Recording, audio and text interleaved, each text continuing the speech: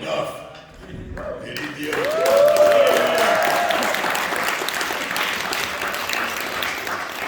You told me to come up here.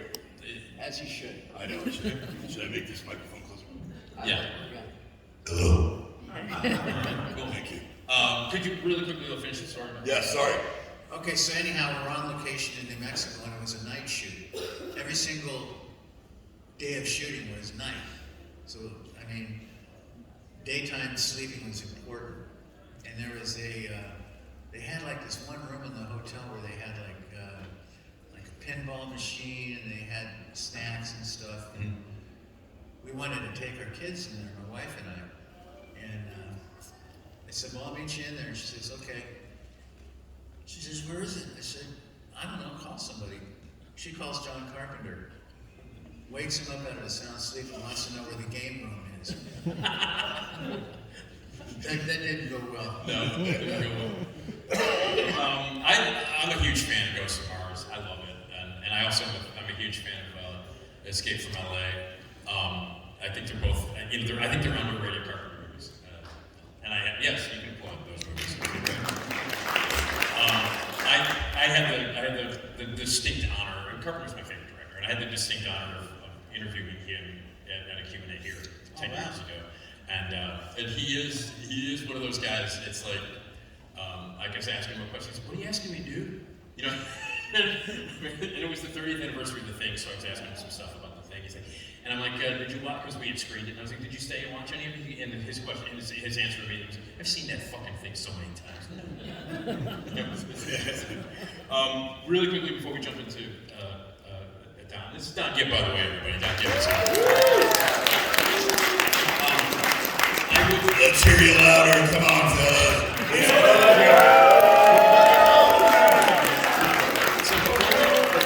You nerd. I would be remiss if I didn't ask you about working with Sam Fuller. You've worked with some great directors. Sam Fuller's a nut and a legend. And was it insane working with you? Big Red One, by the way, is the Big Red One is the film. Yeah. That we're talking about, and it's a World War II epic. Yeah. And it's basically a biography of Sam Fuller's life during the Second World War. He actually went from the beginning of the war to the end of the war. He went the whole way. And somebody said, how did you get to the extermination camps from France? He said, I walked. So those guys really went through it. And to do a film with the guy that went through it, there's no way you could give him any back talk about anything, because he knew. He knew what it looked like. He knew the emotion that you should be reaching for. And it was a real treat. Plus, we had Lee Marvin in the film, and he's another World War II vet. And he was a Marine, he was an Army, and he was great to work with. Both these guys knew the M1 Garand rifle very well, and they showed us how to field strip it, take a number 2 pencil, and put it on the parts inside the rifle so that it wouldn't jam the next day. I had the only one that didn't jam. Oh, cool. Yeah, I took that serious. Well, you never know. You might need a full blank. So to wrap it up, working with those old school guys, as you mentioned, because to me, it's like a sort of a classic period in film that we don't see very often. Like you don't see that. The kind of guys that you're talking about, the Sam Fullers and the Lee Marvins and all the really cool old school guys. You've been in the business a while since you were a young guy. How do you feel about how the business has changed in terms of that? I don't like it. That's it? No, I don't like it. It's gotten so, I don't know, blasé is the right word. It's like, But there's so many channels, and they're all kind of telling the same stories. I mean, obviously there's standouts, and I've seen a few standouts, like The Old Man with Jeff Bridges. Yes. Standout. Yes. There's really good stuff on, but in terms of getting the work, the way it used to work was you'd go to the casting director's office, and you would audition in front of the casting director and possibly the director and producer. Those days are over. So there's no way you can go in there and bullshit anybody. You just have to earn the part. Well, I don't want to sound like a grumpy old man, but I don't think we're living in a great time for cinema. Very rarely do you see something as good as the kind of stuff that they were doing in the 60s. and do. Yeah, I don't know. Sequel after sequel. Yeah. let's reboot this. And It's all, it's all about the money. All right, we're sounding like grumpy old men up here, so there we go. Grumpy Old Man. All right, so Grumpy Old Men 3, let's do that. That's a sequel, that'll sell. Don Gibb, thank you, welcome. Welcome to you, sir. Welcome to you, sir. I do have a couple of things I want to talk to you about. Okay. The first thing that I want to talk to you about, one of my favorite movies of all time in the history of movies, one of the most important and greatest American comedies ever made is Lost in America. Yes. And one of the greatest comic minds, greatest American comedic filmmakers of all time is Albert Brooks. Brilliant. I love you in your two scenes. I had a great time, man. Tell me about working with Albert Brooks. Tell me about the Lost in America. Well, I was telling you the other day that, like, I went in and read for him. You went, like Bobby was saying, you read for the casting director, and the casting director said, "Oh yeah, I want you to read for Albert." So I went in there and he looked at me and he goes, "You don't need the script."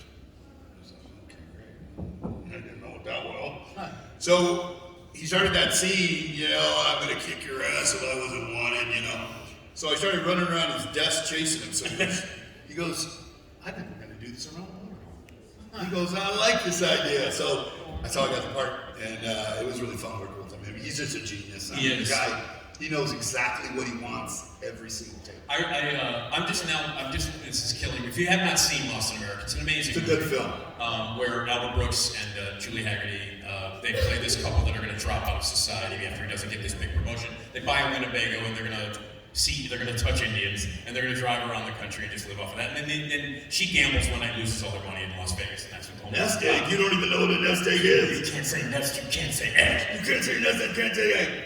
Birds living around still. And I pick her up in Hoover Dam. Right, so she hitchhikes. Don't put your thumb down. Don't hitchhike here. Don't go, dear. Don't go, dear. Don't let that man go get in that man's car. Do not get in that man's car. I've lost a whole woman. So anyway, so she picks him up, and they have this whole thing. And I'm just now picturing you. I love this image of you running around Albert Brooks' desk chasing him. Yes, So that's really happened. it was. The thing was, I was just so glad that he picked me for the role. Yeah. Because I could just tell the guy's a genius, and it was so much fun working with him. And then when we shot it for like a week, and we did that chase scene around the motorhome, And I would, if I wasn't wanted, I'd stay there and kick your ass. Yeah. And he tells his wife, he goes, "That man was." Yeah. That man's funny. Want to kill him? It's fantastic. It was a fun movie. Well, yeah. I'm glad. I wanted to mention that. And of course, before we get into by the way, did you spend time here on U.S. Marshals? Did you shoot here Yes. in Chicago? That I was living in LA at the time, and I came out here, and I shot U.S. Marshals for like 2 months because Tommy Lee Jones kept on going back to his ranch in Texas. So, is that right? they kept saying, you're gonna have to stay another week, and I'm like, well, I really don't have a problem with that at all. That's more week of money, thank you, sir. So you spent some time here then, back Yeah, that's before we moved here. Yeah.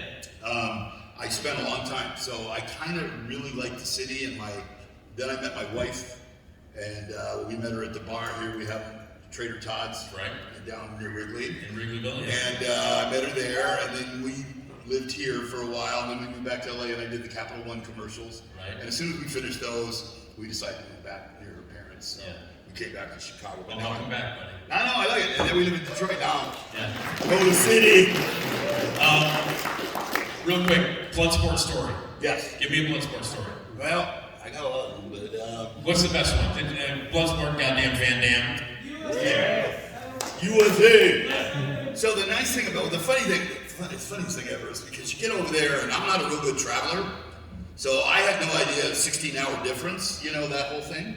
And I'm not good. I'm not good. They kept on trying to call me, and I was like, I'm sleeping. So one day, the little Asian lady comes over with my wardrobe, and she goes, "Oh, this is what you're gonna wear?" And I said, "These are leisure suits, ma'am. I'm not wearing leisure suits." So I called the director, and I go, "What are you thinking?"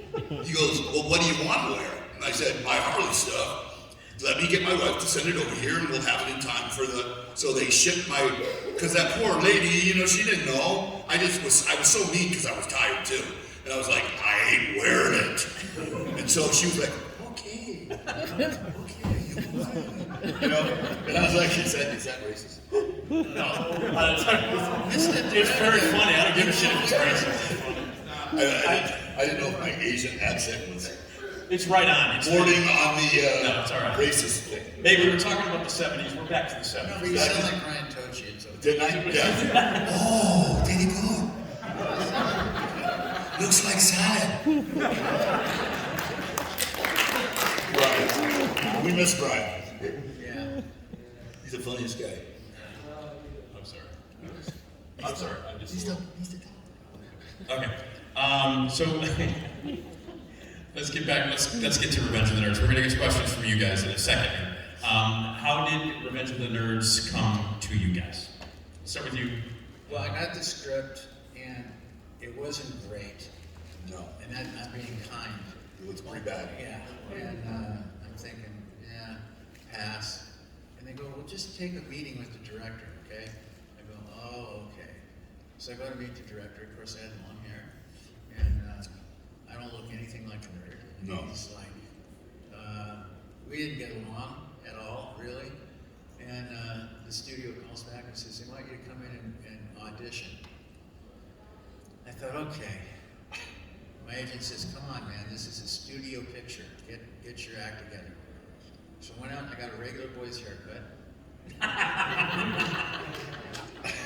That's what it's called. It's called a regular Yes, it is. And I went to the eye doctor place and I bought some glasses.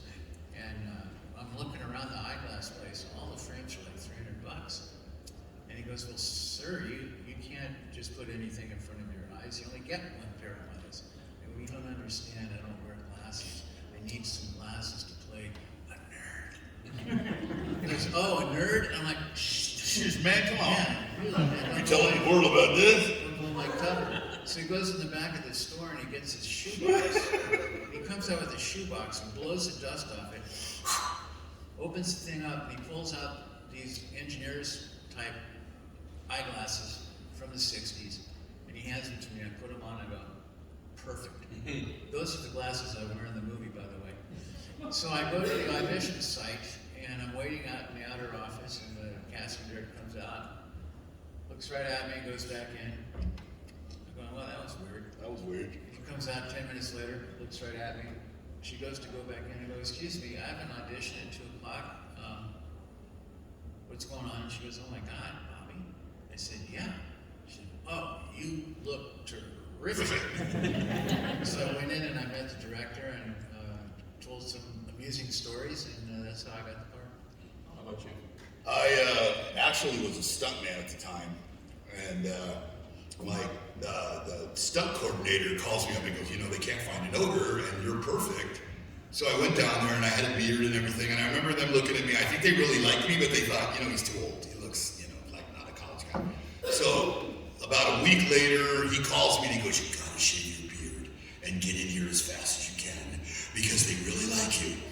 So I shaved in the Fox. I brought everything shaved in Fox. Well, back in those days, you know, shaving, I'm like bleeding all over. Blood's everywhere. I got tissue paper, you know. And I remember the director going, what the heck happened? I said, well, they told me to shave my beard, and I did, and I nicked myself to hell. He goes, you know, I kind of like that look. Not bad, you know. So then I got the part, and I'll never forget them hiring me. They hired me for nothing. And I remember getting down there, and I remember looking at the script like Bobby did, and I looked at the script and I went, they took all of Ogre's dialogue. It's weird. Like, oh, I don't see my name anywhere, you know, like just standing there. So about 2 weeks into the movie, they stuck that all back in, and they said, we want you to do stuff. And I thought, well, that's kind of a good thing. So, you know, when they want you to do more and they put it back in, you know they like you. So I felt like I'm doing the right thing, but of course I am Ogre, so I mean, it wasn't a big stretch, you know what I'm saying? It wasn't like Gone with the Wind. Were you guys surprised at how the film took off? I don't think we were surprised. Well, we were a little surprised that 20th Century Fox didn't put it in more theaters. No, yeah. They only put it out like in 300 or 400 theaters. Oh, is that right? And Yeah. It sold out everywhere over the weekend. It's opening They were weekend. freaking out. Yeah, and these other studios are calling 20th Century Fox. They're calling that guy that said he hated it. Yes. Yeah, they're calling him. They're saying, did you know what you had? No. You have a runaway ticket. What's going on? So they hauled ass to try to get more prints into The theaters. Into the theaters, yeah. Yeah. So yeah, nobody really knew what we had till we saw Well, it. we kind of knew when we all went to that theater and sat in the back. Yeah, we did. And they were laughing so hard, I thought, oh my God, we got a hit, man. They just loved it. I mean, they actually stood up and standing ovation at the end of the film, and I thought this is going to be a big, big movie, you know.